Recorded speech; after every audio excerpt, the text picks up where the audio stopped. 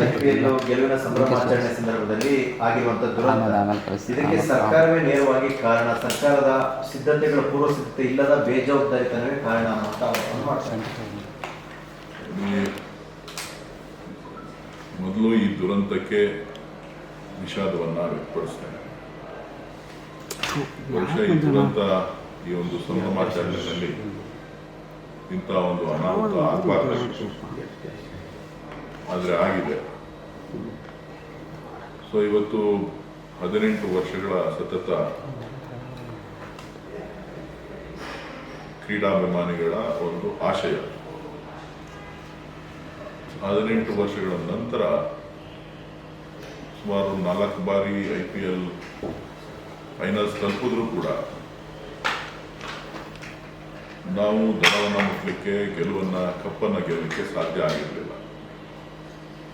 So ಇಂಥ ಸಂದರ್ಭದಲ್ಲಿ ಇಡೀ ದೇಶದಲ್ಲಿ, ಕರ್ನಾಟಕ ಒಂದೇ ಅಲ್ಲ, ಇಡೀ ದೇಶದಲ್ಲಿ ಕ್ರೀಡಾಭಿಮಾನಿಗಳು RCB ಈ ಬಾರಿ ಕಪ್ ಗೆಲ್ಲಬೇಕು ಅನ್ನುವಂಥ ಒಂದು ಪ್ರಾರ್ಥನೆಯನ್ನು ಕೂಡ ಮಾಡಿದ್ರು. ಸೊ ಅದರಂತೆ ಕಪ್ಪು ಗೆದ್ದಾದ ಮೇಲೆ ಇವತ್ತು ಏನು ಅಚಾತುರ್ಯ ಘಟನೆಗಳು, ಸುಮಾರು 11 ಜನ ಕ್ರೀಡಾಭಿಮಾನಿಗಳು ಇವತ್ತು ಸಾವನ್ನಪ್ಪಿದ್ದಾರೆ. ಬಹುಶಃ ಅದು ಆ ಕುಟುಂಬಕ್ಕಿರ್ಬೋದು, ಕ್ರೀಡಾ ಕ್ಷೇತ್ರಕ್ಕೆ ಒಂದು ಕಪ್ಪು ಚುಕ್ಕೆ ಅಂತೇಳಿ ನಾನು ಭಾವಿಸಿದ್ದೇನೆ. ಯಾರು ಲೋಪದೋಷ ಅನ್ನೋದಕ್ಕಿಂತ ಕೆಲವೊಂದು ಮುನ್ನೆಚ್ಚರಿಕೆ ಕ್ರಮಗಳನ್ನು ತೆಗೆದುಕೊಳ್ಬೇಕಾಗಿತ್ತು, ಅಥವಾ ಕಾಲಾವಕಾಶವನ್ನು ತೆಗೆದುಕೊಂಡು ಈ ಒಂದು ಪ್ರೊಸೆಷನ್ ಅನ್ನ ಅಥವಾ ಕಾರ್ಯಕ್ರಮವನ್ನು ನಿಯೋಜನೆ ಮಾಡಬೇಕಾಗಿತ್ತು ಆಯೋಜಕರು. ಆದರೆ ಆತುರಾತ್ರದಲ್ಲಿ ಆದಂಥ ಈ ಒಂದು ಸಂಭ್ರಮಾಚರಣೆ ಇವತ್ತು ದುರ್ಘಟನೆಗೆ ಕಾರಣ ಆಗಿದೆ. ಸೊ ಅದನ್ನು ಸರ್ಕಾರ ಸರಿಯಾದ ರೀತಿಯಲ್ಲಿ ಒಂದು ತನಿಖೆ ಮಾಡಿ, ಮುನ್ನೆಚ್ಚರಿಕೆಯಾಗಿ ಏನು ಮಾಡಬೇಕಾಗಿತ್ತು ಅದರ ಬಗ್ಗೆ ತನಿಖೆ ಮಾಡಿ ಇದರ ಲೋಪದೋಷಗಳನ್ನು ಸರಿಪಡಿಸಬೇಕು ಅಂತ ಹೇಳಿ ನಾನು ಸರ್ಕಾರವನ್ನು ಒತ್ತಾಯ ಮಾಡ್ತೇನೆ. ಸರ್, ಜನಗಳು ನಿರೀಕ್ಷೆ ಮೇಲೆ ಬರ್ತಾರೆ ಅನ್ನೋದನ್ನ ಜಡ್ಜ್ ಮಾಡುವಲ್ಲಿ ಸರ್ಕಾರ ವಿಫಲ ಆಯ್ತಾ ಅನ್ನೋದು ಸರ್? ಯಾಕಂದ್ರೆ 18 ವರ್ಷದ ಕಪ್ಪು ಗೆದ್ದಿರೋದು ಭಾವನಾತ್ಮಕತೆ ಇರ್ತದೆ. ಯಾರು ಇಷ್ಟೇ ಜನ ಬರ್ತಾರೆ ಅಂತೇಳಿ ಹೇಳಲಿಕ್ಕೆ ಸಾಧ್ಯ ಇಲ್ಲ. ಇಷ್ಟು ಜನ ಬರ್ತಾರೆ, ಇಷ್ಟು ಜನ ಬರೋದಿಲ್ಲ ಅನ್ನೋಕ್ಕೆ. ಚಿನ್ನಸ್ವಾಮಿ ಕ್ರೀಡಾಂಗಣದ ಒಂದು ಕೆಪಾಸಿಟಿನೇ 35ರಿಂದ 40 ಸಾವಿರ. ಸೊ ಸುಮಾರು 2 ಲಕ್ಷಕ್ಕೂ ಹೆಚ್ಚು ಜನ ಅಲ್ಲಿ ಸೇರಿದಂಥ ಸಂದರ್ಭದಲ್ಲಿ ತಳ್ಳಾಟದಿಂದ ಯಾರ ಕಂಟ್ರೋಲಲ್ಲೂ ಕೂಡ ಇರಲಿಲ್ಲ.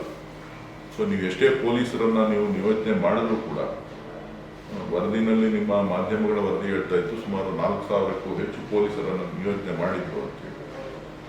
ಸುಮಾರು 2 ಲಕ್ಷಕ್ಕೂ ಮೀರಿದ ಜನಸಂಖ್ಯೆ ಇರುವಂಥ, ಅದರಲ್ಲೂ ವಿಶೇಷವಾಗಿ ಯುವಕರು ಹೆಚ್ಚಿನ ಸಂಖ್ಯೆಯಲ್ಲಿದ್ದಾಗ ಅದೇ ಕಾರಣಕ್ಕೂ ಅದು ಕಂಟ್ರೋಲ್ ಸಿಗುತ್ತೆ ಅಂತ ಹೇಳಲಿಕ್ಕೆ ಸಾಧ್ಯ ಇಲ್ಲ. ಇದೊಂದು ಆಕಸ್ಮಿಕವಾದಂಥ ಘಟನೆ. ಬಹುಶಃ ವಿರೋಧ ಪಕ್ಷಗಳು ಇವತ್ತು ಸಾಕಷ್ಟು ಟೀಕೆಗಳನ್ನು ಮಾಡ್ತಾ ಇರೋದನ್ನ ನಾನು ಗಮನಿಸಿದ್ದೇನೆ. ಇವತ್ತು ಏನು ಉತ್ತರ ಪ್ರದೇಶದಲ್ಲಿ ನಡೆದಂಥ ಪ್ರಯಾಗ್ರಾಜ್ ಘಟನೆ, ಅದರಲ್ಲಿ ನಾವು ರಾಜಕೀಯ ಮಾಡಲಿಕ್ಕೆ ಹೋಗಲಿಲ್ಲ. ಏನು ಕಾಲ್ತುಳಿತಕ್ಕೆ ಅಲ್ಲಿಯ ಜನ ಎಲ್ಲ ರೀತಿಯ ಮುಂಜಾಗ್ರತಾ ಕ್ರಮಗಳನ್ನು ತೆಗೆದುಕೊಂಡಿದ್ರೂ ಕೂಡ ಕೆಲವೊಂದು ಸಂದರ್ಭದಲ್ಲಿ ಆದಂತಹ ದುರ್ಘಟನೆ, ಅದಕ್ಕೆ ಕಾಂಗ್ರೆಸ್ ಪಕ್ಷ ಆಗಲಿ ಅಥವಾ ಇತರೆ ನಾಯಕರುಗಳಾಗಲಿ ಅದರಲ್ಲಿ ರಾಜಕೀಯ ಬೆಳೆಸುವಂಥ ಪ್ರಯತ್ನವನ್ನು ಮಾಡಲಿಲ್ಲ. ಸೊ ಇದು ಕೂಡ ಆಕಸ್ಮಿಕವಾಗಿ ನಡೆದಿರ್ತಕ್ಕಂಥದ್ದು. ಸೊ ಅವ್ರ ಬಗ್ಗೆ ಸಾಂತ್ವನ ಇರಬೇಕೇ ಹೊರತು ಇದರಲ್ಲಿ ರಾಜಕೀಯ ಬೆರೆಸಿ ಸತ್ತವರ ಸಂತಾಪ ಸೂಚನೆ ಮಾಡೋದ್ರ ಜೊತೆನಲ್ಲಿ ಇವರು ರಾಜಕೀಯ ಮಾಡೋದು, ಇವ್ರ ಬೇಳೆ ಬೇಯಿಸ್ಕೊಳ್ಳೋದು ಸರಿನಾ ಅಂತಕ್ಕಂಥದ್ದನ್ನ ರಾಜ್ಯದ ಜನ ಗಮನಿಸ್ಬೇಕಾಗ್ತದೆ. ಎಲ್ಲಾದ್ರೂ ಸರ್ಕಾರದ ಇನ್ವಾಲ್ವ್ಮೆಂಟ್ ಇತ್ತು ಅಂತ ಅಂದ್ರೆ ಇವ್ರು ಹೇಳೋದು ಸರಿ. ಸರ್ಕಾರದ ಪಾಲುದಾರಿಕೆನೇ ಇಲ್ಲದಂಥ ಸಂದರ್ಭದಲ್ಲಿ ಅಭಿಮಾನಿಗಳನ್ನ ನಾವು ಬರಬೇಡಿ ಅಂತ ಹೇಳಲಿಕ್ಕಾಗಲಿ ಅಥವಾ ಬೇರೆನೋ ಮಾಡಲಿಕ್ಕಾಗಲಿ ಯಾವುದೇ ಹಕ್ಕು ಸರ್ಕಾರಕ್ಕಿಲ್ಲ. ಸೊ ಒಟ್ಟಾರೆ ಘಟನೆ ಆಗಿದೆ. ಆ ಘಟನೆಗೆ ವಿಷಾದವನ್ನು ವ್ಯಕ್ತಪಡಿಸಿ ಎಲ್ಲರೂ ಸೇರಿ ಮುಂದಿನ ದಿನಗಳಲ್ಲಿ ಈ ರೀತಿ ಆಗದೇ ಇರೋದನ್ನ ನಾವು ಗಮನಿಸಬೇಕಾಗ್ತದೆ. ಅದು ನಮ್ಮ ಕರ್ತವ್ಯ ಆಗ್ತದೆ. ರಾಜಕೀಯನೇ ಮಾತಾಡ್ತೀನಿ ಅಂತ ಹೇಳಿದ್ರೆ ಅನೇಕ ದುರ್ಘಟನೆಗಳು ಈ ದೇಶದಲ್ಲಿ ನಡೆದಿರ್ತಕ್ಕಂಥ ಅನೇಕ ಪ್ರಕರಣಗಳಿದೆ. ಆ ಪ್ರಕರಣಗಳೆಲ್ಲವನ್ನು ಕೂಡ ನಾವು ಚರ್ಚೆ ಮಾಡಬೇಕಾಗ್ತದೆ. ಅದು ಸರಿಯಲ್ಲ, ವಾಸ್ತವಾಂಶವಾಗಿ ಅದು ಸರಿಯಲ್ಲ. ಸೊ ಇವತ್ತಿನ ಘಟನೆ ಬಹುಶಃ ದೇಶದ ಪ್ರಧಾನಮಂತ್ರಿಗಳು ಕೂಡ ಸಂತಾಪವನ್ನ ವ್ಯಕ್ತಪಡಿಸಿದ್ದಾರೆ. ಸೊ ಇಂಥ ಸಂದರ್ಭದಲ್ಲಿ ಅವರ ಕುಟುಂಬದ ಜೊತೆ, ಅಭಿಮಾನಿಗಳ ದುಃಖದ ಜೊತೆ, ಅವರ ಸಂತೋಷ ಜೊತೆ ನಾವಿರ್ಬೇಕು.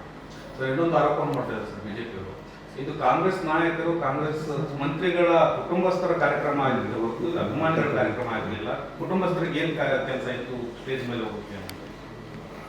ಬಿಜೆಪಿಯವ್ರು ಬೇರೆ ಕೆಲಸ ಇಲ್ಲ ರೀ. ಬಿಜೆಪಿಯವ್ರು ಮಲಗಿದ್ರು, ಈಗ ಎದ್ದಿದ್ದಾರೆ, ಏನ್ ಮಾಡಕ್ಕಾಗುತ್ತೆ? ಬಿಜೆಪಿಯವ್ರು ಹೇಳಿದ್ದನ್ನೆಲ್ಲ ನಾವು ಮಾತಾಡ್ಲಿಕ್ಕೆ ಸಾಧ್ಯ ಇಲ್ಲ. DK ಶಿವಕುಮಾರ್ ಅವರೇ ನೇರ ಹೊಣೆ, ಅವರೇ ಈ ಇಡೀ ಪ್ರಚಾರ ತೆಗೆದುಕೊಂಡ್ರಲ್ಲಿ ಅವರ ಪ್ರಚಾರದ ಗೀಳಿಂದಾಗಿ ಇದಾಯಿತು ಅನ್ನುವಂಥ ಆರೋಪನ ಕುಮಾರಸ್ವಾಮಿ ಮಾಡ್ತಾರೆ. ಕುಮಾರಸ್ವಾಮಿಗೆ ನಾಲ್ಗೆನಲ್ಲಿ ಸುಳ್ಳು ಹೇಳೋದ್ರಲ್ಲಿ ಎಕ್ಸ್ಪರ್ಟ್ ರೀ. ನಾಲ್ಗೆನಲ್ಲಿ ಅವ್ರಿಗೇನು ಇದಿಲ್ಲ. ರಾತ್ರಿ ಒಂದು ಹೇಳ್ತಾರೆ, ಬೆಳಗ್ಗೆ ಒಂದು ಹೇಳ್ತಾರೆ. ಆ ಅಪ್ಪನಿಗೆ ಏನಿದೆ ನೈತಿಕತೆ? ಏನಿದೆ? ಏನ್ DK ಶಿವಕುಮಾರ್ ಅವ್ರ ಮೇಲೆ ಮಾತಾಡೋದಕ್ಕೆ ನೈತಿಕತೆ ಏನಿದೆ? ನೈತಿಕತೆ ಇಲ್ಲದೆ ಇರ್ತಕ್ಕಂಥ ವ್ಯಕ್ತಿ ವಿಚಾರವನ್ನ ಮಾತನಾಡತಕ್ಕಂಥದ್ದು ಅಸಂಬದ್ಧ. DK ಶಿವಕುಮಾರ್ ಮೊದಲು ಕುಮಾರಸ್ವಾಮಿ ರಾಜೀನಾಮೆ ಕೊಡ್ಲಿ, ಅವ್ರು ಮಾಡಿರುವ ಅನಾಹುತಗಳಿಗೆ ಮೊದಲು ಕುಮಾರಸ್ವಾಮಿ ರಾಜೀನಾಮೆ ಕೊಡ್ಲಿ, ಆಮೇಲೆ ಉಳಿದವ್ರ ಬಗ್ಗೆ ಮಾತಾಡಿ. ಮೊದಲು ಸಚಿವ ಸಂಪುಟದಿಂದ ಮೋದಿಯವರು ಕೈ ಬಿಡ್ಬೇಕು ಅವ್ರನ್ನ. ಅವರ ನೈತಿಕತೆ ಏನಾರ ಇತ್ತು ಅಂತ ಅಂದ್ರೆ, ನೈತಿಕತೆ ಭಾಷಣ ಮಾಡೋರು, ಪ್ರಾಮಾಣಿಕತೆ ಭಾಷಣ ಮಾಡೋರು ಮೊದಲು ರಾಜೀನಾಮೆ ಕೊಟ್ಬಿಟ್ಟು ಆಮೇಲೆ ಉಳಿದು ಮಾತಾಡೋದು. ಸುಮ್ಮನೆ ಏನೋ ಮಾತಾಡ್ತೀನಿ ಅಂತ ಹೇಳ್ಬಿಟ್ಟು ಬೆಂಗಳೂರು ಮುಳುಗೋಯ್ತು ಅಂದ್ರು, ಡೆಲ್ಲಿ ಮುಳುಗೋಯ್ತು, ಇವರು ಕೂತ್ಕೊಂಡೇ ಡೆಲ್ಲಿ ಮುಳುಗೋಗಿಲ್ವ, ಬಾಂಬೆ ಮುಳುಗೋಯ್ತು. ಬೆಳೆ ಹೋಯ್ತು ಅಂತ ಅಂದ್ರೆ DK ಶಿವಕುಮಾರ್ ಕಾರಣ, ಯಾರೋ ಸತ್ತೋದ್ರು ಅಂತ ಅಂದ್ರೆ DK ಶಿವಕುಮಾರ್ ಕಾರಣ, ಇನ್ಯಾರ ಮನೇಲಿ ಏನೋ ಆಯ್ತು ಅಂತ ಅಂದ್ರೆ ಅದು DK ಶಿವಕುಮಾರ್ ಕಾರಣ. ಈ ರೀತಿಯ ಅಸಂಬದ್ಧವಾದಂಥ ಹೇಳಿಕೆಗಳನ್ನು ಹೇಳೋದ್ರಲ್ಲಿ ಕುಮಾರಸ್ವಾಮಿ ನಿಸಿಂದ್ರು. ಹಾಗಾಗಿ ಅವ್ರ ಬಗ್ಗೆ ಚರ್ಚೆ ಮಾಡೋದು ವೇಸ್ಟು, ನೀವು ಅವ್ರನ್ನ ಪ್ರಮುಖ ನಾಯಕರು ಅಂತ ಕನ್ಸಿಡರ್ ಮಾಡೋದು ವೇಸ್ಟ್.